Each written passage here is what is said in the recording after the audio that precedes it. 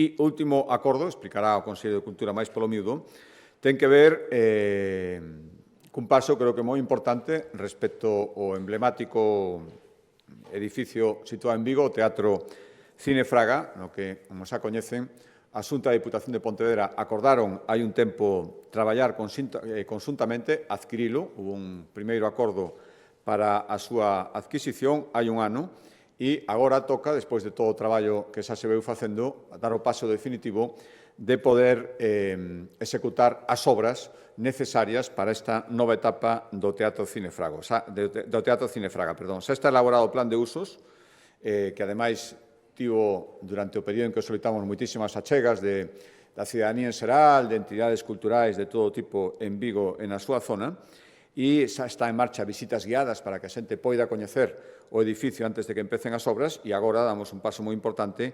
aprobamos un convenio coa Diputación de Pontevedra que vai supoñer que se destinen casi 21 millóns de euros, 20,8 millóns de euros, para a rehabilitación do Teatro Cine Fraga en Vigo, de acordo co plan de usos Vicente. A Xunta vai achegar o 51% do custe, 10,6 millóns de euros, e a Diputación o 49% restante, e a previsión é poder licitar no primeiro semestre, a mediados do ano que ven, se podes antes de que remate o primeiro semestre, as obras por importe de 20,8 millóns de euros e cumprir ese objetivo de convertir o Teatro Fraga de Vigo nun centro cultural referente en todo o noreste peninsular. Trátase dun acordo ni máis ni menos que de 20,8 millóns de euros que vai a permitir rematar este ambicioso proxecto que se iniciou alá polo ano 2007 polo arquitecto César Portela, e desta cantidade, como decía o presidente, a Xunta de Galicia asumirá o 51% do investimento. Destinaremos en torno a 10,6 millóns de euros para que todos os vigueses, as viguesas, os galegos e as galegas poidan volver a gozar deste espazo que é unha memoria, parte da memoria colectiva de Vigo e de Galicia. É unha gran nova, coa que estamos cada vez máis pretos de dotar a esta cidade, a cidade de Vigo, dese gran centro cultural de referencia do que tan necesitado estaba e que seguro, estamos convencidos que será pioneiro non só en Galicia, senón tamén no norte de España. Deste xeito, a rehabilitación vai a ter por obxecto respectar a intervención orixinal creada por César Portela e unha actuación que vai a supoñer unha inversión en máis de 7.000 metros cuadrados e que, como decía antes, convertirá este edificio nese gran epicentro cultural.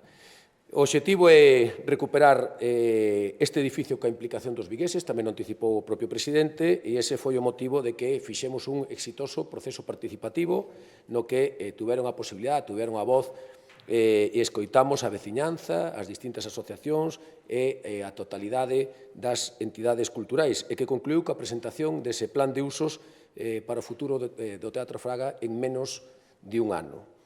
O resultado do traballo foi unha compilación importante de achegas realmente valiosas que terán en conta principalmente na futura programación, tanto escénica, musical, audiovisual ou literaria que se vai a desenvolver nese espazo. Agora, coa asinatura deste convenio, este proxecto colle realmente a velocidade de cruceiro necesaria.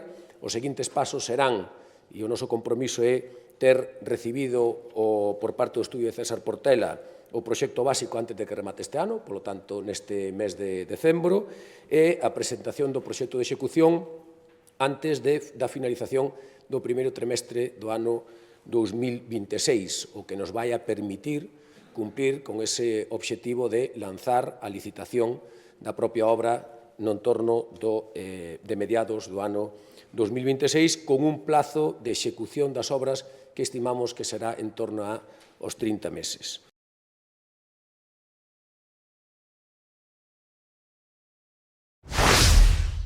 Ustedes gobernaron en Vigo, tuvieron un alcalde del bloque y después fueron parte también con Abel Caballero de esa corporación. ¿Por qué no lo quitaron en ese momento?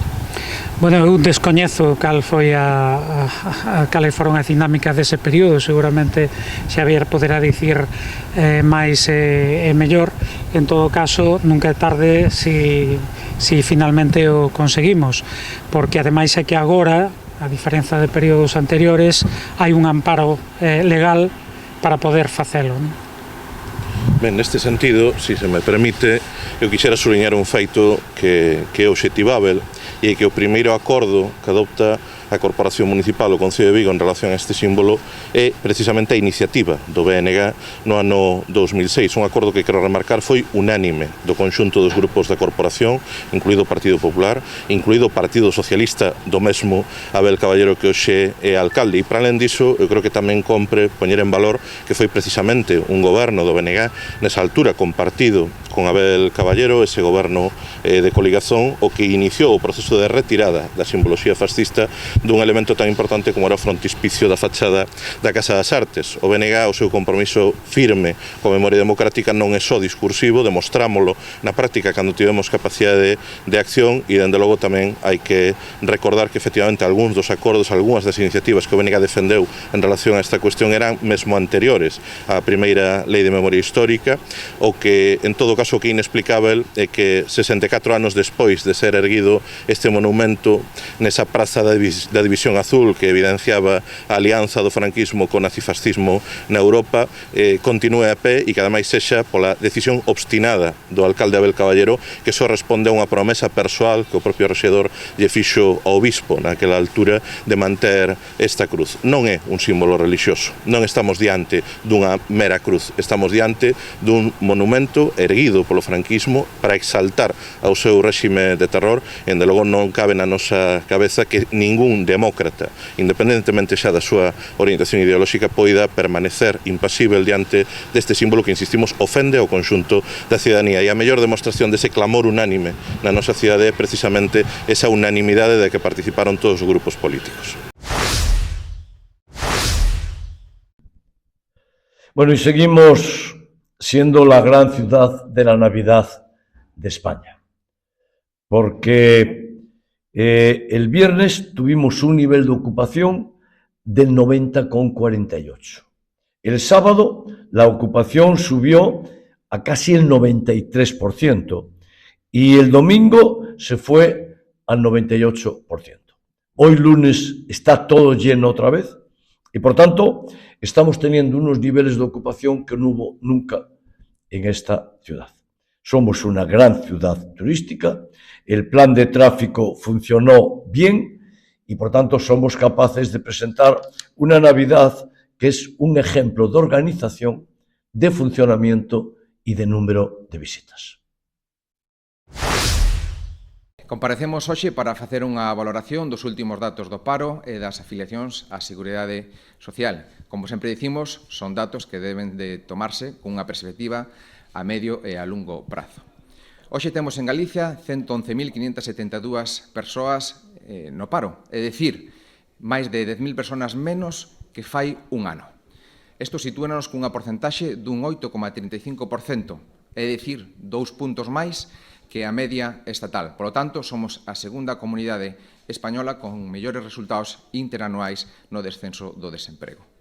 A nivel mensual, temos un descenso de 1,6%, é dicir, somos a primeira comunidade española con un maior descenso do desemprego con respecto ao mes anterior. Xeográficamente tamén temos moi bons resultados. Descende o paro nas 4 provincias e tamén nas 7 grandes cidades galegas. E por sectores, donde maior descenso atopamos é no sector primario, no industrial, na construción e tamén no sector servicios. En canto aos colectivos, donde máis descende o desemprego é en mulleres en menores de 30 anos e en parados de longa duración, e en canto ás cifras da Seguridade Social, temos 1.100.638 persoas afiliadas á Seguridade Social, é dicir, casi 20.000 persoas máis que fai un ano. Por lo tanto, estes resultados avalan as políticas activas do Goberno galego na búsqueda dun mercado laboral activo, consolidado e que xere empregos de calidade.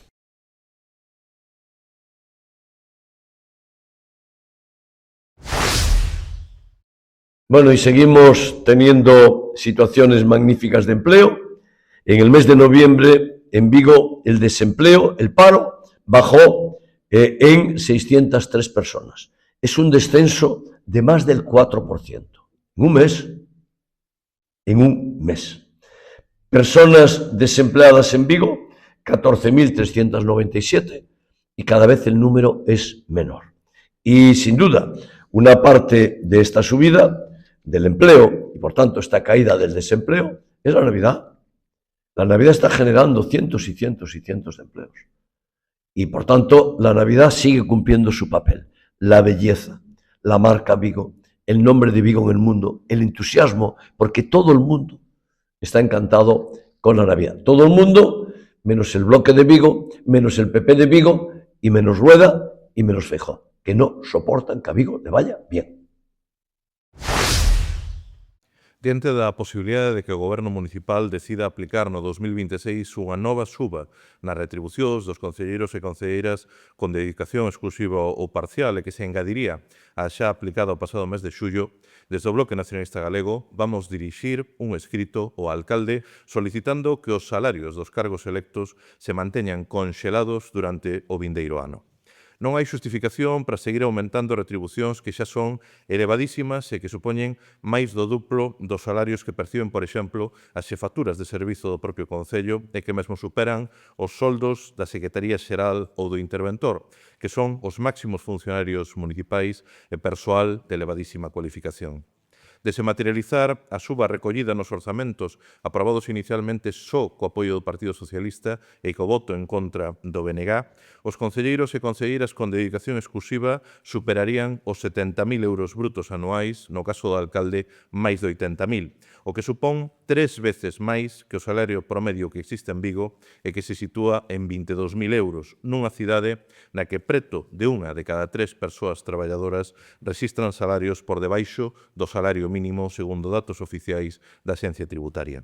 Nun contexto no que as clases populares e traballadoras atravesan cada vez máis dificultades económicas polo incremento real dos prezos e o empobrecemento dos salarios, con moitos fogares nos que cada día 15 xa final de mes e con preto de 60.000 persoas en risco de exclusión social e de pobreza, no BNG defendemos que non é aceptável que se continúe a aumentar a distancia entre as retribucións dos e das representantes institucionais da cidade dos da maioría social.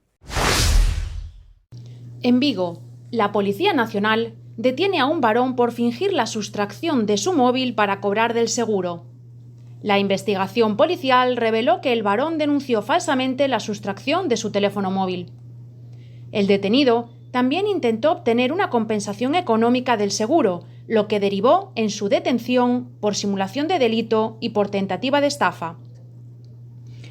Agentes de la Policía Nacional de la Comisaría de Vigo Redondela, pertenecientes al Grupo Operativo de Policía Judicial del Distrito de Traviesas, han detenido esta semana a un varón que intentaba estafar a la compañía aseguradora de su teléfono móvil tras haber presentado una denuncia en comisaría en la que, como supuesta víctima, relataba que unos varones le habían sustraído su teléfono móvil.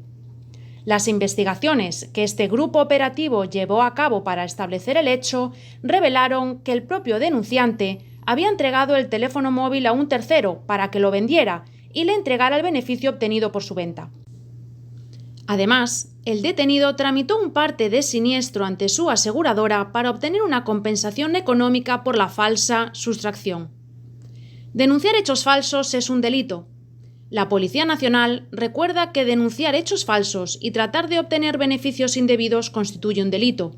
Estas conductas desvían recursos policiales y pueden acarrear graves consecuencias legales para sus autores.